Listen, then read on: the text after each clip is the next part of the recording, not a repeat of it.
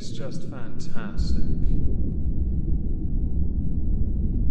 Captain's log, subdates 220428.3. I have replicated enough snacks for the party to ensure that I never lose, though I've put certain allergy foods and laxatives into, well, that stuff. I'm going to eat something separate. Expect complaints from the near-death, sore-arsed losers. Welcome everyone to the exhibition of stupid people. Today we're going to start with UK politics and work our way out of that mess. The Daily Mail recently published an article, a rather interesting one, with a claim that centred around Angela Rayner. Angela Rayner is the deputy leader of the Labour Party, so she's on the front bench for the opposition and second in charge of the Labour Party, Keir Starmer being the leader. An accusation has come from an anonymous Conservative through the Daily Mail that Angela Rayner is almost like a secret weapon for Labour, used solely to fluster Boris Johnson when he answers questions. How is she doing that, you wonder? In a manner not too dissimilar to Basic Instinct. So when Boris stands up to answer a question from Keir Starmer, she will cross her legs, uncross them to cross them again. That is the allegation. This allegation got a lot of steam to the point that in PMQs at the start, people all started by paying respect to Angela Rayner for what she has endured this week from this rather pathetic claim. Amusing, but still pathetic. Angela Rayner herself has hit back at the claims that she's being used to distract the Prime Minister, stating that this is a perverted smear that showed women in politics faced misogyny every day. And I know some of you have been here a long time when it comes to the subject of misogyny. Yes, there is certainly a discussion to be had. Misandry as well. Of course, I have to mention it in case someone else says it. Boris himself did tweet out, "As much as I disagree with Angela Rayner on almost every political issue, I respect her as a parliamentarian and deplore the misogyny directed at her anonymously today. Keir Starmer, the sexism and misogyny peddled by the Tories is a disgraceful new low from a party mired in scandal and chaos." The Mail on Sunday themselves refused to comment on this issue any further. When the Speaker summoned them, they simply put out an article saying, "No fam, you can fuck right off." But this isn't where the politics ends. There's another one. Oh, this one's amusing though, because there's a real Chad in the comments. A real Chad. Like top tier, top shelf Chad. Okay, have I said it enough times now that it means nothing? Good. Fantastic. A female Tory MP has demanded that a senior male colleague quit because she caught him watching something in the Commons on his phone. What do you think he was watching that got her attention so much that she was offended at what he was watching? Perhaps something that could in some way compromise him if he had to stand up.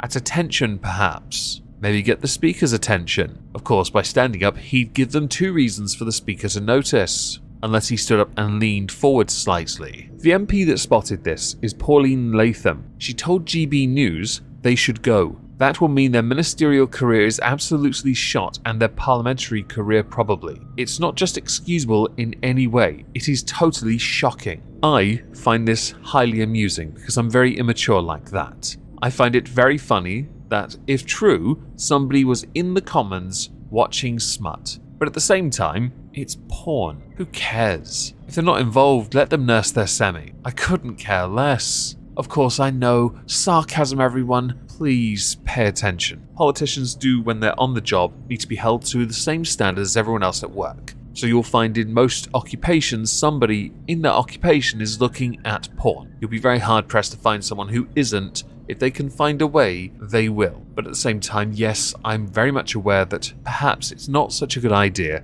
nor is it a good look, which, by the way, has now led to the Chief Whip for the Tories to investigate this. But again, we're not done. There's more. A Labour frontbencher has been accused of being sexist for calling a woman MP a secret weapon because men want to sleep with her. Was it Priti Patel or Penny Mordaunt? Because I kind of get it. This has led to a swing because that obviously is in the Labour direction, the opposition, with the Defence Secretary Ben Wallace advising MPs to simply stay out of Parliament bars to avoid this culture. People have said that much like with those watching porn in the Commons, the culprit should be stripped of the whip or even kicked out of the House if the allegations are proven. There is a ministerial code, of course there is. and perhaps certain phrases should be avoided because apparently politicians are held to an incredibly high standard. Based on what I've told you so far, that couldn't be further from the truth now, could it? They are synonymous with a number of words. Lie is one of them. By all means, in the comments down below, because the engagement really helps this channel,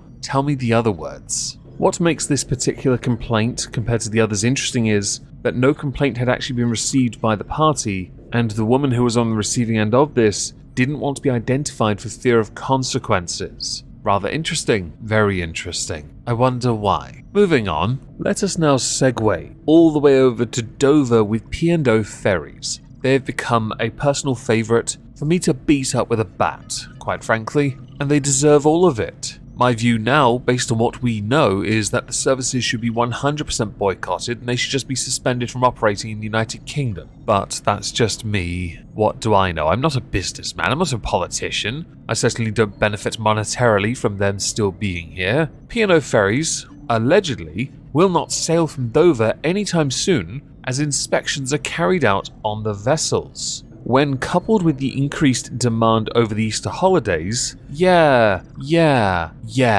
this certainly wasn't a good look for them, was it? Those safety checks came because of the Maritime and Coast Guard Agency, who said that the Spirit of Britain is not being allowed to sail after an inspection identified several safety issues, while the Pride of Kent was also being detained. Many people believe because of Operation Brock that P&O Ferries were not going to be leaving the port of Dover anytime soon. P&O Ferries themselves have had a number of issues in the meantime. For example, they had to do a conservative U-turn after an attempt to pay its new cheaper seafarers less money. It comes after the RMT union received reports of agency workers at Dover being asked to sign contracts replacing their old ones with reduced payment. The union reported P&O to the Maritime and Coast Guard Agency, who then said, "YOLO swag fam, give them back their money." But it's not over yet, because those same inexperienced, very cheap crew are being blamed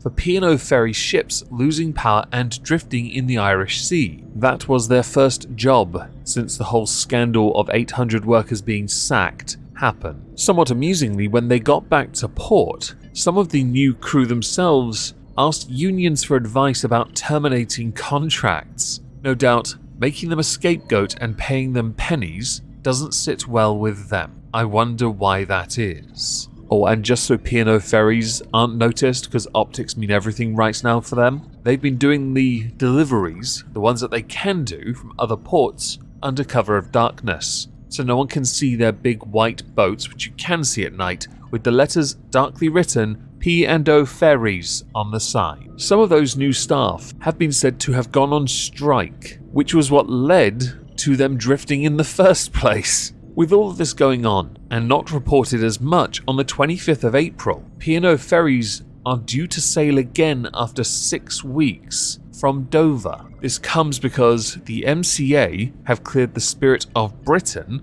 to continue its cross-channel route. The same fate does not apply to the Pride of Kent, which, as someone that lives in Kent, I speak on behalf of all of us when we say, kindly remove our county from your boat's name. We don't want it there. You besmirch us, you bungling cretins. There are still, by the way, demonstrations taking place in Dover. The more recent one was last Tuesday. This was organised by the trade unions and a solidarity to boycott P&O entirely. Rather amusingly, P&O still have had other issues. They've had to fire a number of their replacement agency staff for drinking on the job, much professional, as the Conservative government are busy dealing with leg-spreading accusations and smut in the Commons. I doubt they're going to give this much more time, vocally, verbally, publicly, so that we can see what the government is going to do actively to prevent things like this happening in the future. That's called politics, I know. Thank you to those who commented that down below. Smash like as well. Moving on, PhD student Raquel Rosario Sanchez sued Bristol University